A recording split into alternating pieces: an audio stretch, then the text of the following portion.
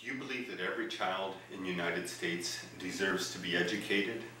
Well, I do. The reason why I believe this is I grew up in a barrio called Sunnyside in Adrian, Michigan. It was a very, very poor barrio. My parents couldn't afford to send me to a private school or any other school for that matter.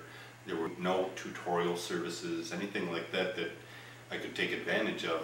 I had the opportunity of meeting an instructor there, Mr. Arthur Marquardt, who became a diplomat for the U.S. State Department, and he got a chance to meet Mother Teresa on one of his travels. Mother Teresa told him that the way that we change the world is by one act of kindness at a time. I can't think of any other better way to express an act of kindness to a child, a citizen of the United States, than by educating that child, ideally for free. Yes, I believe it's every child's right. Do you believe that creativity helps to foster problem solving? I've got a great story on this one because just before meat testing, the standardized tests that every student has to take in the state of Michigan, I remember seeing a couple of my students. One had been a prize winner in an art contest, and the other just simply loved art. And I remember them were debating issues about certain features that came out in particular models of automobiles. And I had to interrupt them to tell them that, how do you guys get this? How do you remember all these details? And he said, oh, Mr. Perez, the way we do it, we visualize. We think of the charts and graphs and all those different articles that we read in Car and Driver, Motor Trend, and all the automobiles. That way we know what features are on what cars. So they had this ability to analyze the information and retain it as well. So what was really cool about it is, you know, you might want to consider when you take that meat test, just pretend it's a section or a selection from Car and Driver. Of course the content is going to be different, but search for your material the same way that you did on Car and Driver.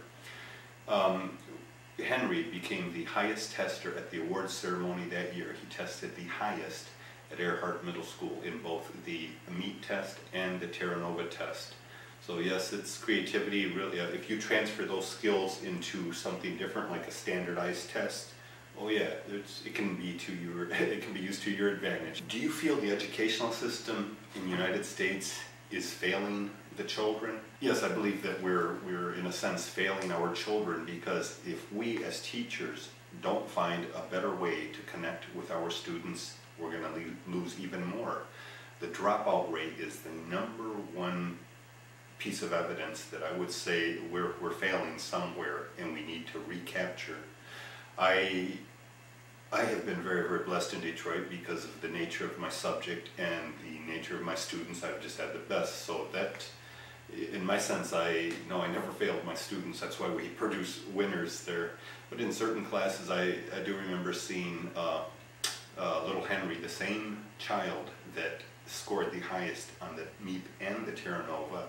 This is a young man who really wasn't performing in his other classes. He felt disconnected.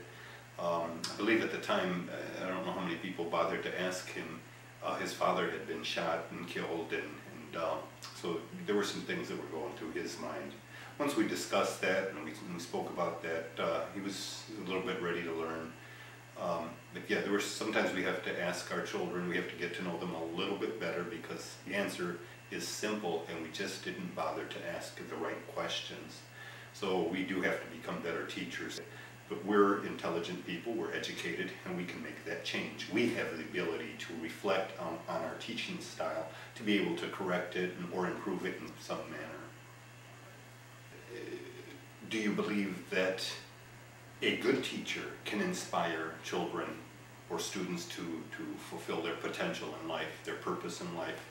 Yes, absolutely. By the students that we will be touring with, you'll see the evidence. You'll see what is possible when there is caring, when there is mentorship, when there's a great exchange of information. I do remember this story of a little girl in the 8th grade, 7th or 8th grade, where she was learning to make a pot on a potter's wheel. And she was proud of it, called the teacher over, and the teacher noticed that the pot wasn't perfectly centered. So the teacher ended up smashing the pot, and to that day, to this day I should say, my wife has never touched a potter's wheel in her life. However, there was another teacher at that school. That teacher happened to be her French teacher, and he encouraged her language skills. He said that she talked a lot, but that she caught on to language very, very quickly. She just retired from Detroit Public Schools after a 21-year career as a Spanish teacher. So apparently, yeah, teachers can motivate you. Oh yeah. Do you believe that you're the teacher that can reduce the dropout rate in your school? I believe you are. I was one of the teachers by the evidence that we have of the students that have graduated. And when you get a chance to when you get a chance to speak with these students at our workshops, at our presentations, you'll hear the words directly from their mouths as to what great teaching, what constitutes great teaching, and how they were inspired to go on and not only survive, but to really, really prosper and thrive in this new environment. Yes, I believe that you are the one that can be that child's caring person, and that they'll remember you for the rest of your life. I know that you, just like myself, we are very, very educated individuals, and we care for the students that we teach. And I know that you also realize that only through massive intervention and fine-tuning our system to learn from each other from across this nation, finding out stories of hope, I know that you're with me in this sense. We are not going to leave one child behind. That's our mission. If they're on the verge of dropping out, to let them know they're about to make the mistake of their life. And this is only through evidence that they can see in a real human being that they can relate to, somebody that has been there. We hope to see your school very soon so that we may deal with your at-risk students so that we can lead them to their purpose in life.